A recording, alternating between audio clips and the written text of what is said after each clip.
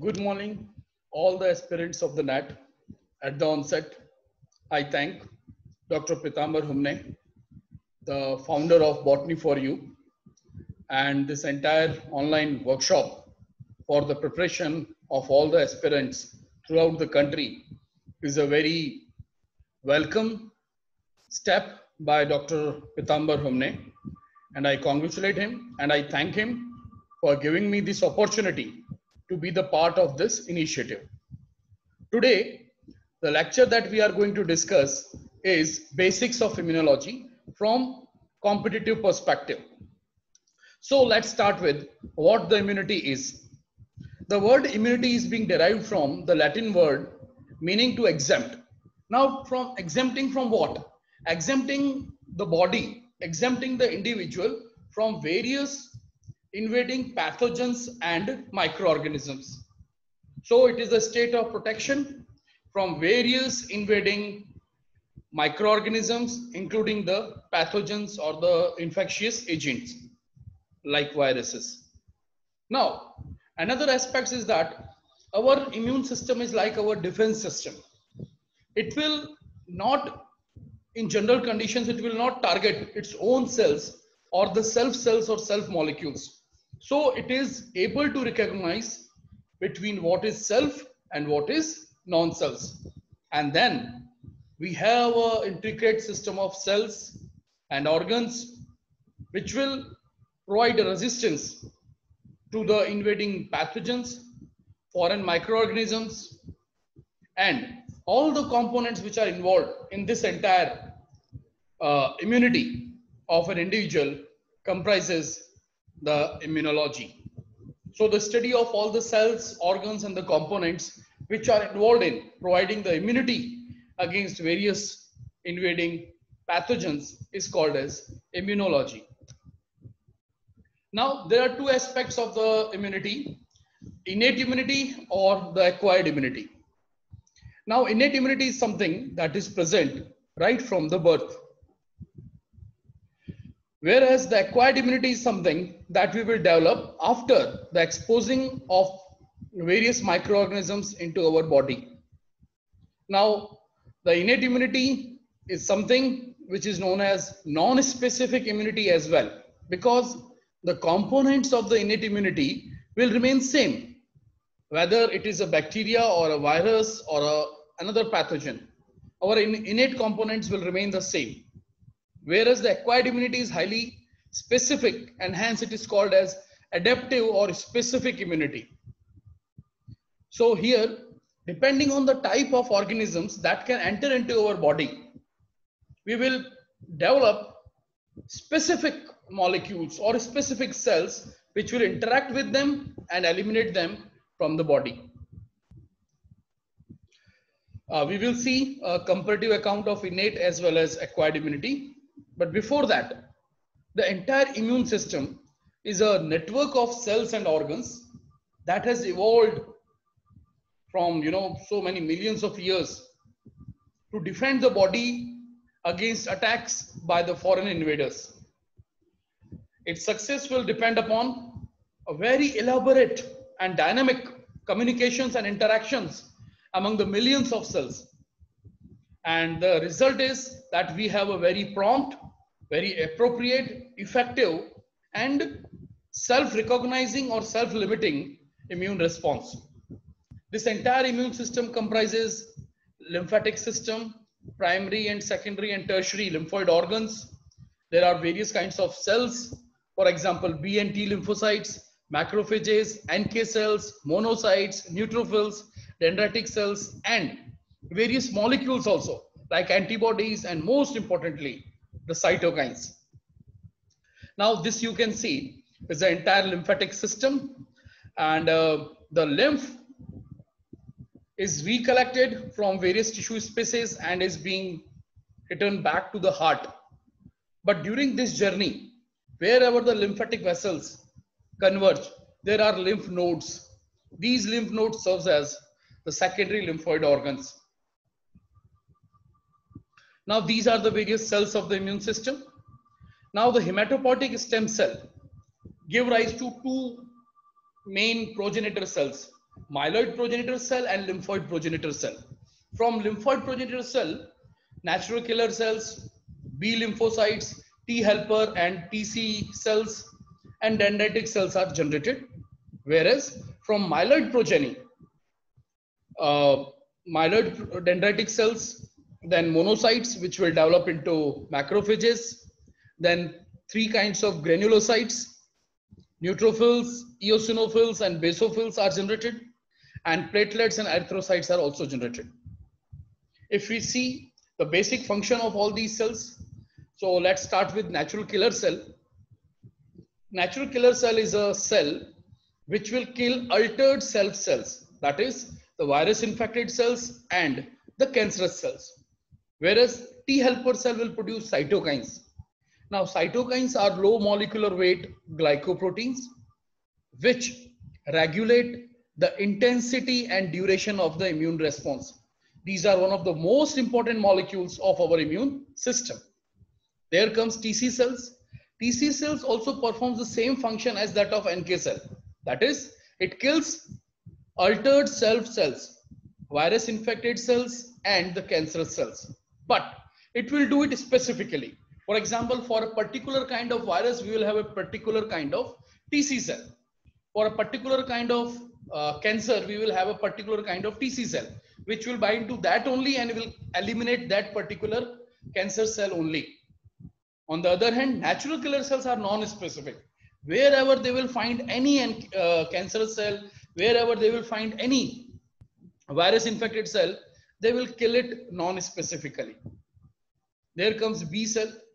The B cells or the B lymphocytes, they produce antibodies in the system, and these antibodies are specific for particular antigen, and they will bind to that only and they will eliminate those antigens by a variety of mechanisms. So we will be discussing the role of antibodies in detail as our lecture will progress. There comes dendritic cells. Now, dendritic cells are almost octopus-like cells in our body. That is, they have long processes and hence the name dendritic cells, since they have long dendrites. And sorry, they are having capacity to phagocytose the antigen. So they will phagocytose the antigen and then they will, eat the cell, and a specific region of that particular antigen that is known as epitope will be presented by this phagocytic cell to T helper cell. So dendritic cells, similarly the neutrophils, the macrophages, they all are phagocytic cells in nature. They are called as phagocytes because of the capacity of phagocytosis. And there comes eosinophils, basophils, and neutrophils. Neutrophils, they are one of the most numerous cells in our blood capable of phagocytosis. Then eosinophils and basophils. Eosinophils, their count increases whenever there are some nematode worm infections in our body. And basophil cells, they play an important role in the allergic manifestations or the hypersensitivity. So these are the various cells. They communicate with each other, how they proliferate, how they will be activated, and that all those things are being governed by the various components of the immune system. Now, broadly, the entire immune system is having organs which are organized into or classified into primary lymphoid organs, secondary lymphoid organ, and tertiary lymphoid organs. Primary lymphoid organs are at the first places or tissues or organs where the development of lymphocyte takes place. For example, the development of B lymphocyte takes place in the bone marrow. So bone marrow is the primary lymphoid organ. Similarly, the T lymphocytes, both T helper and TC cells, they develop and mature in thymus. So thymus is another primary lymphoid organ. So primary lymphoid organ in a nutshell are the tissues, sites or organs where the development of lymphocyte takes place, whereas the secondary lymphoid organs like lymph nodes and spleen, they are the places where the interaction between the lymphocytes and the antigen takes place. Now it is very amazing to know that the stages of development that takes place in the primary lymphoid organ is antigen independent. That means whether the antigen enters into our body or not. These lymphocytes are developed in the primary lymphoid organs. But their latter part, that is in the secondary lymphoid organ, if antigen is not there, their proliferation and differentiation will not take place. So those stages of development of lymphocytes in the secondary lymphoid organs is also called as antigen dependent phase of the lymphocyte development. Now this is a very key concept that is known as clonal selection theory. It was proposed by Niels Jerne, David Talmage and Macfarlane Burnett in the year 1950, and it shows how our immune system works. So we are having such kind of trillions of lymphocytes, 1, 2, 3, 4 are being shown here, but we have trillions of such lymphocytes. Now what happens? If suppose antigen 2 has come, as you can see in this picture, so what happens? Only the lymphocyte which is specific for antigen 2, more specifically a particular epitope which is present on antigen 2, right? The lymphocytes for that will be specific, and that only will recognize that particular antigen, will get bind to it. Now this particular lymphocyte, in this particular example, it is antigen number 2. So lymphocyte number 2 will be selected to proliferate and to develop its clone. And then these 2 number cells, they will differentiate into memory cells and effector cells. In this case, the effector cells are plasma cells, which will be producing antibodies, whereas the memory cells will be the exact replica of this particular cell, but it will remain there in the G0 phase until the antigen comes for the next time. So they are called as memory cells. Specifically in this case, they will be called as memory B cells because they are derived from B cell.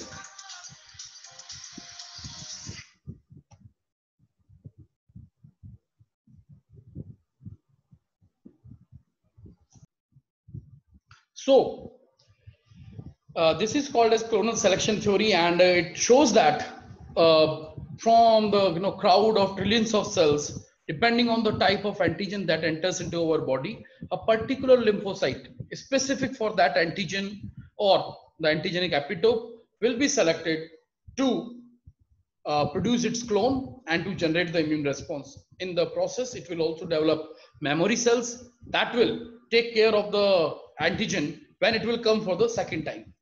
And second time, same kind of interaction will take place, and again new memory cells will be generated. So this is one of the very pivotal concept within the immune system. Now we are coming to the very basic things, that how immune response is being generated. So before generating an immune response, our lymphocytes or the components of the immune system, they first recognize whether this molecule is self or non-self. If it is self, it will be spared, it will be tolerated. But if it is non-self, then only the immune response will be generated. So the first step before generating any immune response is the discrimination of the self and non-self. Self is normally being tolerated and non-self is not tolerated. And non-self immune response will be generated against the non-self molecule. Thereafter, the response is generated, and response is generated only against foreign molecule, and a specific kind of immune response will be generated depending on the type, number, and kind of pathogen that has entered into our body. Now, once it is being recognized that, okay, it is a particular microorganism and the epitopes which it is possessing, obviously they are non-self, then an immune response is generated.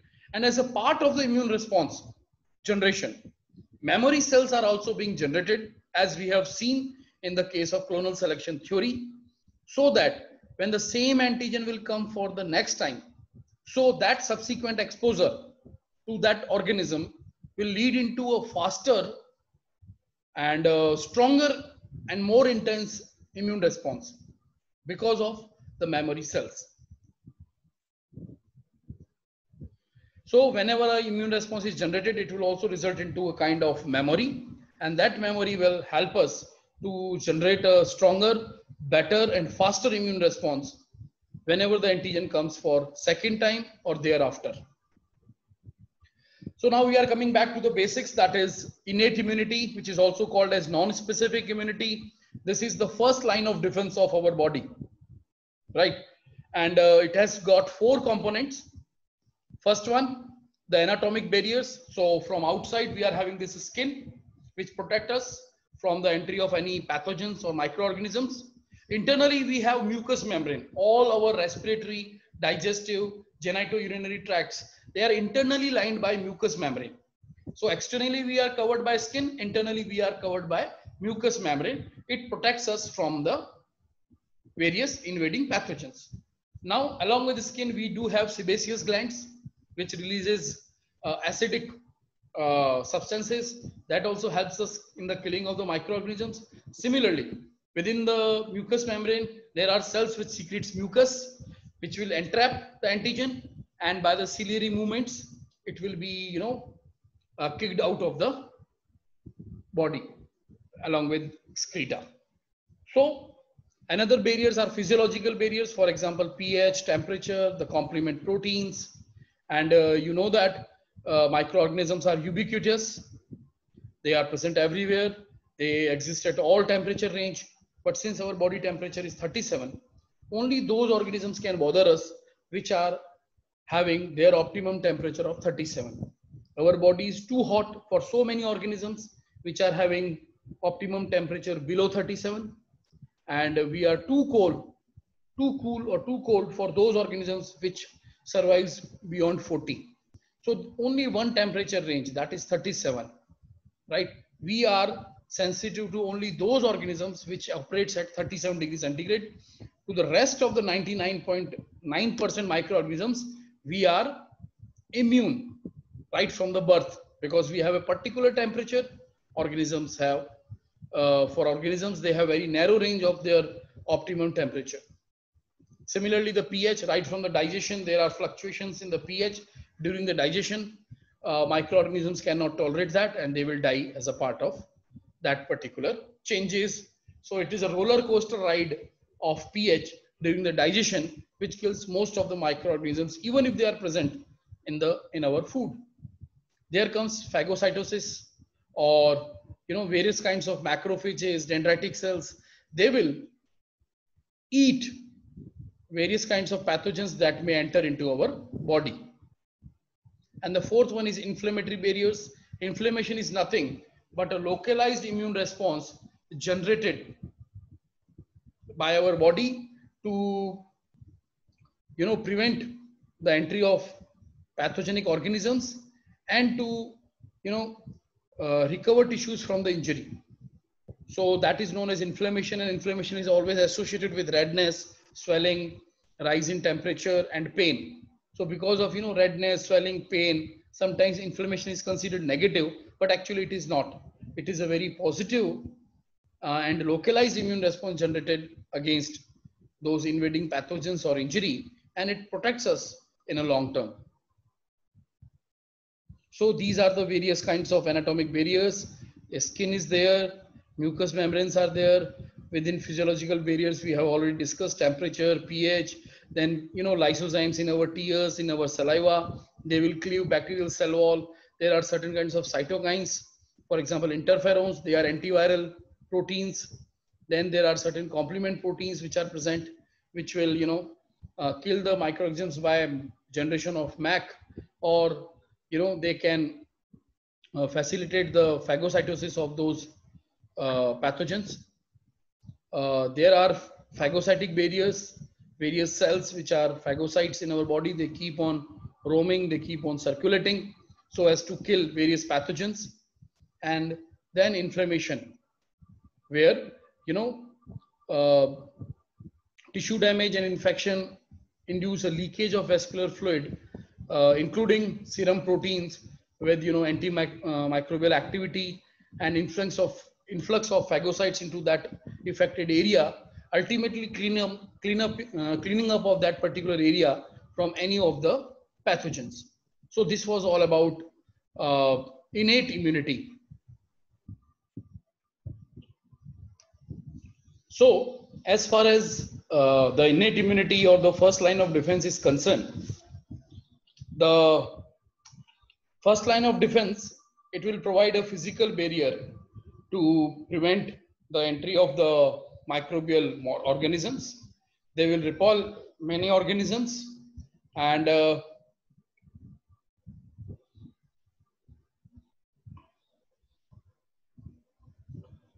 because of this and various liquids which might be there on the skin by sebaceous gland, or because of the mucus secretion, what happens, all these organisms will be killed even when they enter into our body via the respiratory tract or the digestive tract.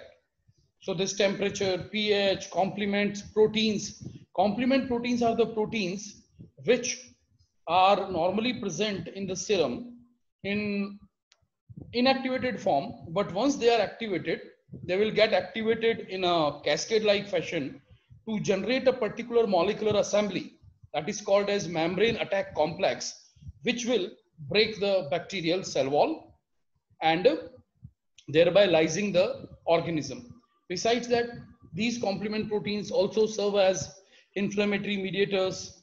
They also neutralizes virus. Uh, they also serve as opsonins. So all these are the role of complement proteins. Lysozyme, it is well known that it is present in tears, it is present in our saliva, and it lyses the bacterial cell wall. Phagocytosis, as you know, that's a kind of engulfment of the particulate antigens by the certain kind of cells, most notably macrophages, dendritic cells, even B cells are capable of a special kind of phagocytosis that is known as receptor mediated endocytosis. Now, as you can see in this diagram, the macrophages via these false foots or the pseudopodia will move to the antigen. There it will, the two pseudopodia will, join or fuse so that this particular antigen will be internalized. And then this particular body is known as phagosome. This will fuse with lysosome to form a phagolysosome. So all the hydrolytic enzymes which are present in the lysosome will now be there in the phagolysosome. So the ingested microorganism will be first killed and then it will be chopped off. And then particular antigen, not just antigen, but a specific region of the antigen that is known as epitope will be, bound to MSC class 2 molecules, and then it will be driven to the periphery, and there it will be presented in this manner, and rest of the things will be released. That is known as exocytosis. But this MSC class 2 molecule will present this antigenic peptide to T helper cells, and this is known as antigen presentation. So the phagocytosis is a mechanism by which certain specific cells will phagocytose or will eat up the particulate antigen. Now, inflammation is a very special process.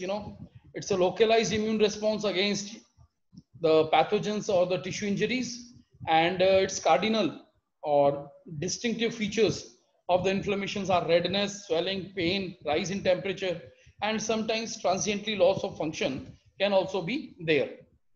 Now, why all these things are there? Because of the vasodilation, that is the increase in the diameter of the blood vessels. There occurs redness and more supply of the blood to the affected place, and because of the more influx of those blood and various blood cells, it gets swelled up.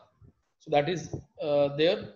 And then so much of influx of the phagocytes and other enzymes are there, other proteins are there, and when they will go and kill the pathogens, a lot of pus or exudate will be there that will also add up to the swelling. And pain, that whenever there is pain, we'll give attention to that particular site. So by activating certain receptors which are known as bradykinin, the pain is also being activated in the body.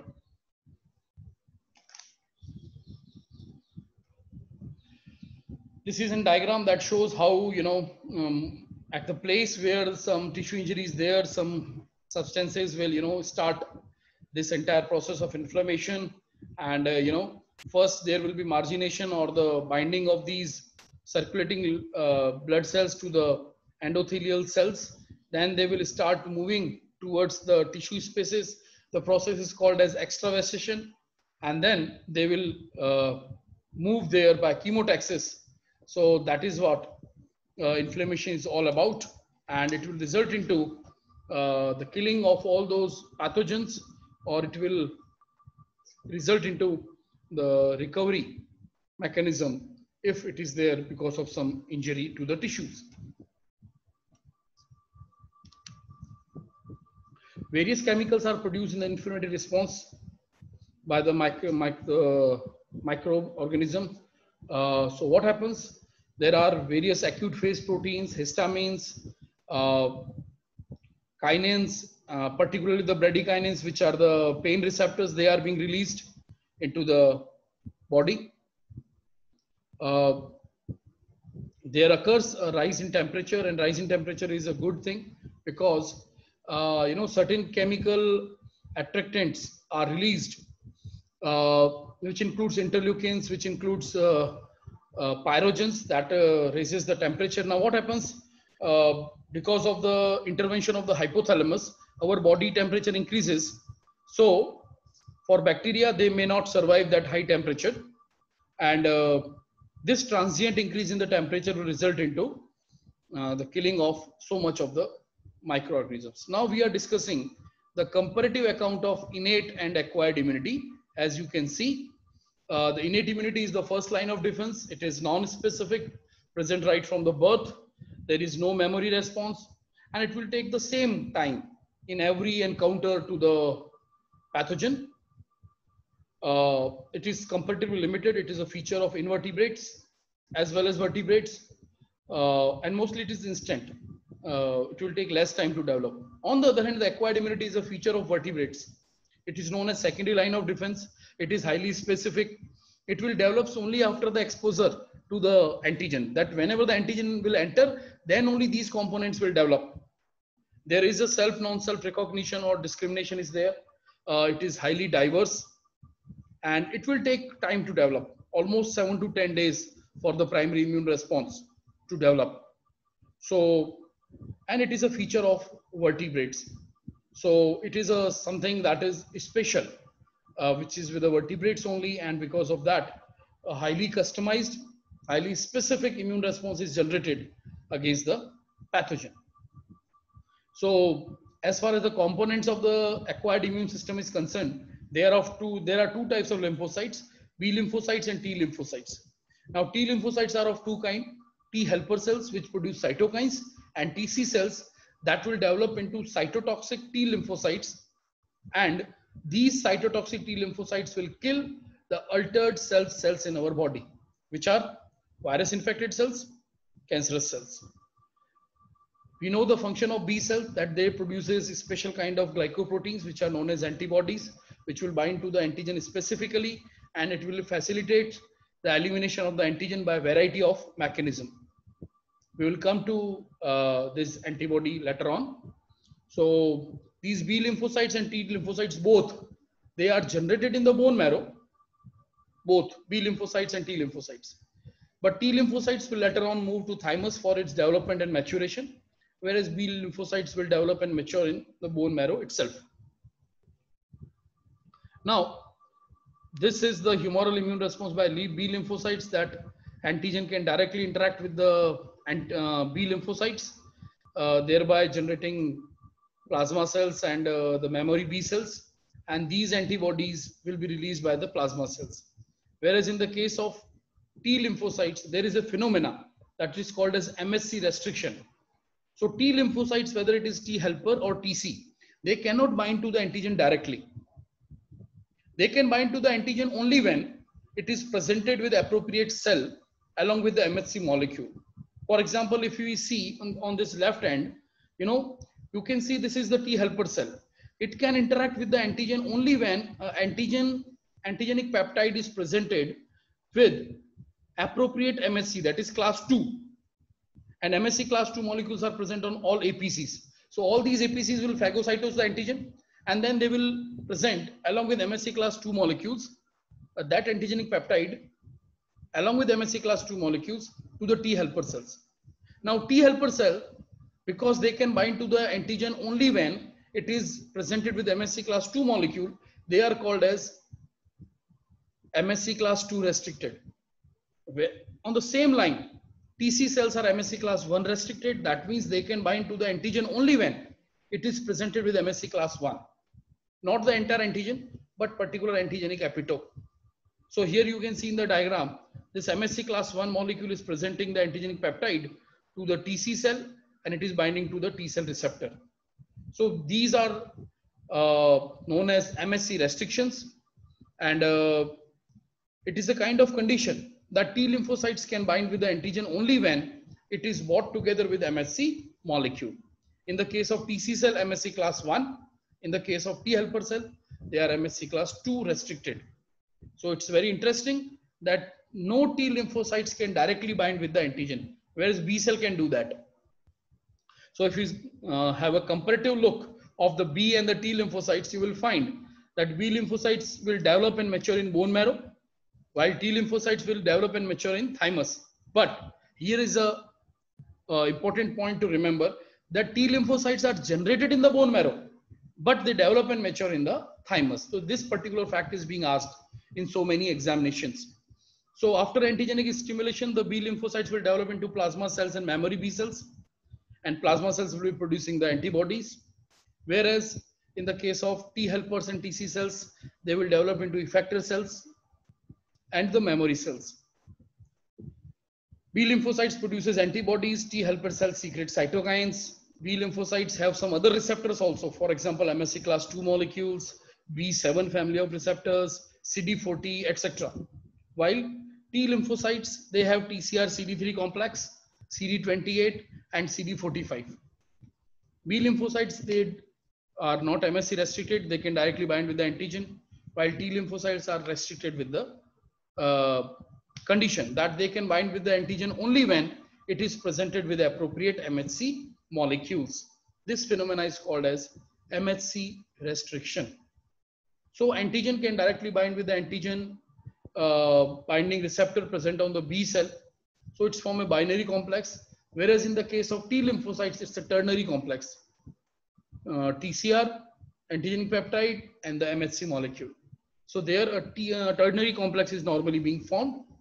Now, on the basis of whether the cells are involved in providing the immunity or the molecules are involved, you may call it humoral immunity or the cell-mediated immunity. In humoral immunity, it is because of the components which are present in the body fluids. And these components includes antibodies, complement proteins, like that. The concept was first of all proposed by Emil von Behring. And it is very effective if you see various kinds of bacterial infections in our body. While the cell-mediated immunity is another kind of immunity where cells themselves are involved. It is not because of the molecules, as in the case of humoral. Cells themselves are involved in the combat with the antigen. For example, NK cells, macrophages, cytotoxic T lymphocytes. And this concept was proposed by Emil von Machnikov. Sorry, Elie Machnikov. Whereas the humoral immunity concept was proposed by Emil von Behring. So it is effective in viral infections and various kinds of tumors, where cells themselves will kill the virus infected cells or the cancerous cells. So here we have seen a comparative account of humoral and cell mediated immunity.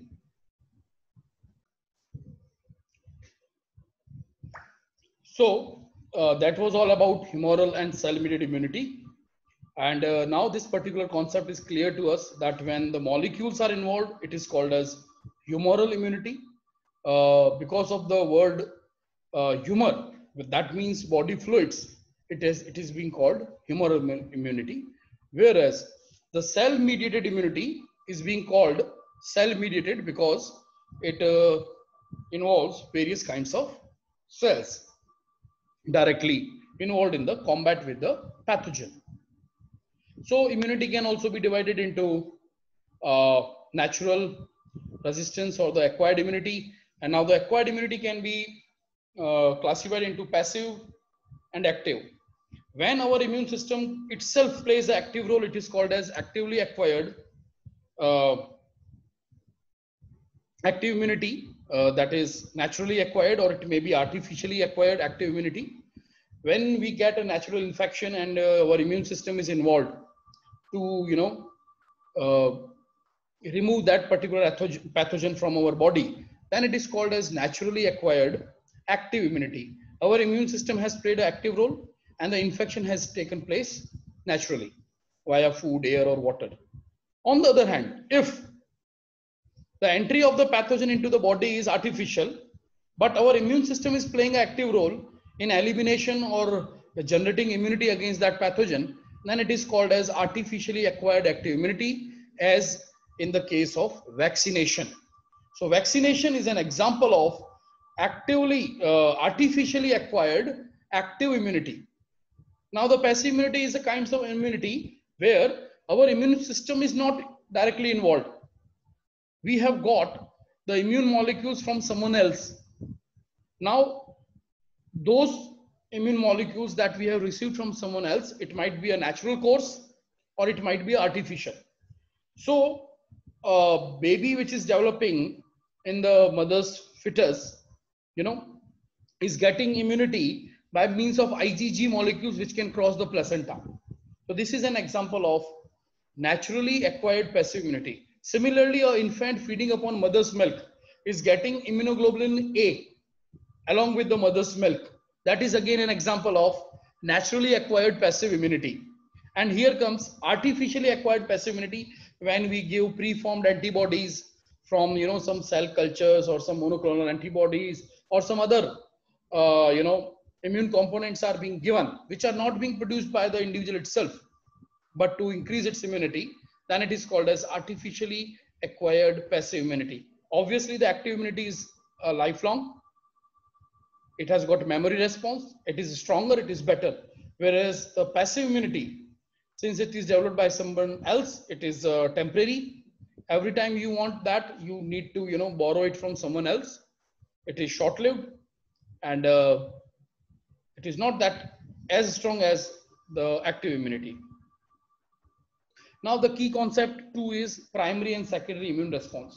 When the antigen enters into our body for the first time, that is called as primary immune response. The immune response that we will generate upon the entry of the antigen for the first time. So we will develop immune response against that. We will produce antibodies against that. And the lymphocyte which will act against that particular antigen is known as naive lymphocyte. Naive means it is interacting with the antigen for the first time. Right. Now, when the same antigen comes in the body for the second time, then it is called as secondary immune response. Now, what happens in the secondary immune response? Instead of naive, we have got memory cells. So now the memory cells will generate an immune response against the antigen. And now the immune response which will be generated will be called as secondary immune response. It will be stronger, better, and faster. As you can see in this particular graph, not only in terms of the antibody amounts, but antibody types also. In the primary immune response, you will produce only IgM and IgD. Whereas in the secondary immune response, you will produce all the 5 classes of antibodies. IgA, M, G, D, E, all the 5 antibodies will be produced. Amounts will also be higher. And these antibodies and the types, which is higher, will be produced in lesser time. So you can see here, the peak response will need 14 days. Here, peak response will come in 10 days. Here, lag period is up to 7 to 8 days. Here, lag period is only of 4 to 6 days. So these are the main differences between the primary and the secondary immune response. Now, there's one big question. How immune cells would recognize the non-self and the self, and how, it will generate immune response against non-self only. So here comes a concept of major histocompatibility complex.